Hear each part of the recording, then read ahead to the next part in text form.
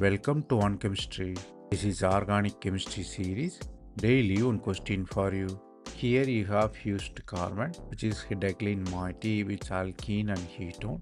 You are reacting with nickel hydrogen and sodium borohydride. You should find what difference these reagents can make with the reactant.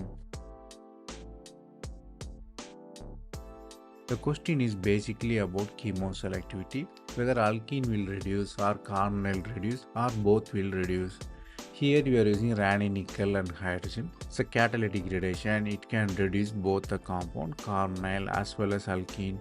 Both functional group are reduced. On the contrary, if you look at the sodium borohydride, it produces H-. It attacks the carbonyl rather than alkene because alkene is electron richer. It cannot attack because of repulsion. Carbonyl has partial positive charge, so attack happen only in the carbonyl, not with the alkene. So we achieved chemoselectivity through the reagent. The concept we have to learn here is sodium borohydride only reduce the carbonyl, not alkene.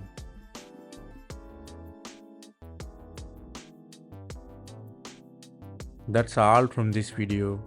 Thanks for watching. If you have any suggestion or feedback, comment below.